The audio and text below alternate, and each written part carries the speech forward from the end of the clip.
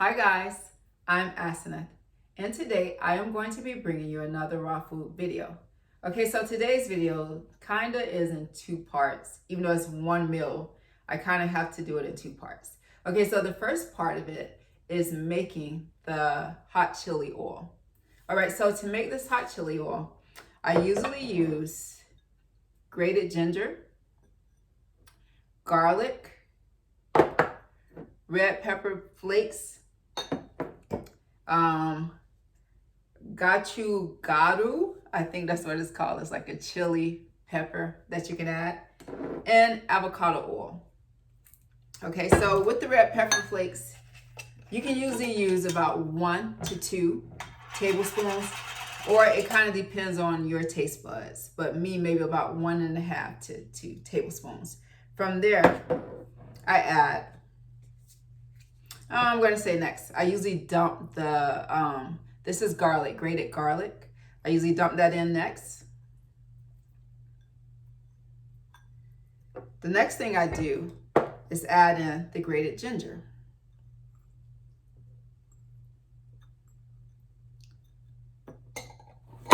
Sorry, I had to grab a napkin. So my fingers are a little messy. All right, and then the next thing you want to do is add in 1/3 cup of avocado oil. So to be honest, to kind of stretch this, I usually will add in 2 1/3 cups of avocado oil, but you only need 1. I just do it to kind of make it stretch a little longer. So I'm going to say 1, but 2 is optional, okay? The next thing I do, oh, I forgot one more ingredient, which is salt. So we'll get to that. The next thing I do is add the gochugaru. And you want to add 2 tablespoons of this.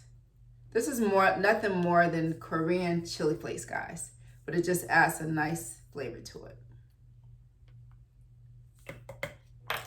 And the last thing I do is add a pinch of salt. You can add up to a teaspoon.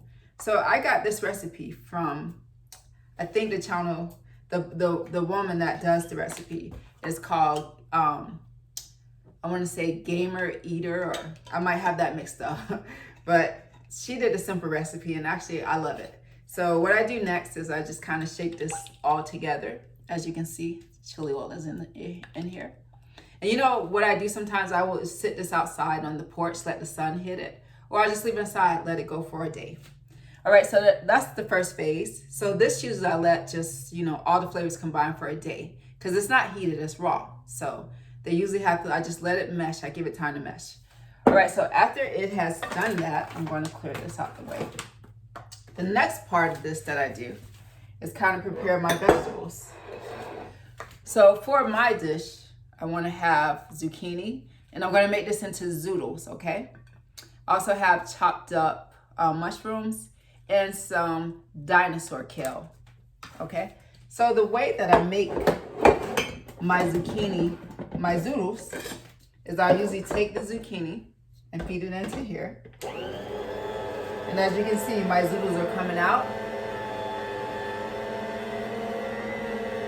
So this part is quite simple to do. Stick that in there.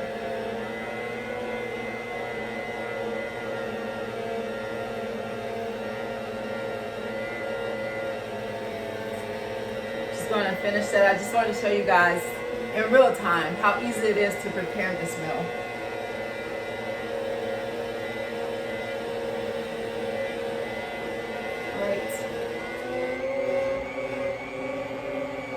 All right, we're just gonna end it there. So after I make my zucchini, my zoodles, I usually will take it out. Look how lovely and beautiful that looks, guys. And then I will take, I wanna say maybe about a teaspoon, and I flavor it with soy sauce. So this one is called organic shoyu. This is a brewed one. And I usually will put that over. And then I also will add some pure sesame oil. And I flavored that maybe, I'm going to say about I'm not gonna even say a whole teaspoon, maybe half. And I combine those two and I let that flavor my zoodles, okay?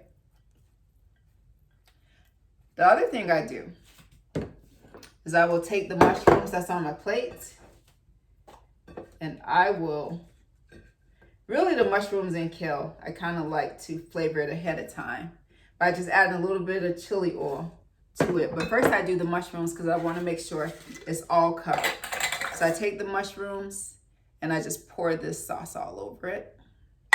And you kind of want to massage the mushrooms, massage that flavor into the mushrooms. And sometimes I'll put this on first and let it sit before I even start doing the zoodles. Even maybe up to 15-20 minutes or longer before, just to kind of let the flavor mesh into these mushrooms. So after I do that, I have the zoodles. I then add the mushrooms in. And then also with my kale, even though I'm going to add the chili on later, over everything, I just like to massage the chili into things like this kale and like the mushrooms. It just gives it more of a pop of flavor. And then I add the kale in. And so I'm pretty much done with making my dinner. The last thing I do is take more of the chili oil and just add in extra. So this is how easy it is to prepare it. So this was it before I started. That was the finished product. And then this is what I made on the video. So you want to let those flavors just mesh. And look how good that looks, guys. Such an easy meal to make. So I'm just going to use the one that I prepare earlier because the flavors have meshed in a little more. Just want to take a bite of it. This is why I love raw eating sometimes. It's just so much easier to make your meals.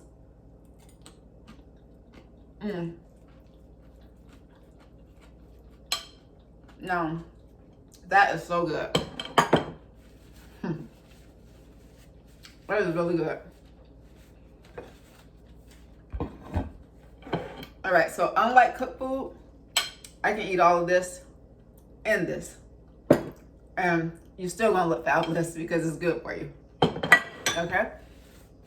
So if you have any questions, let me know. If you would add anything, let me know.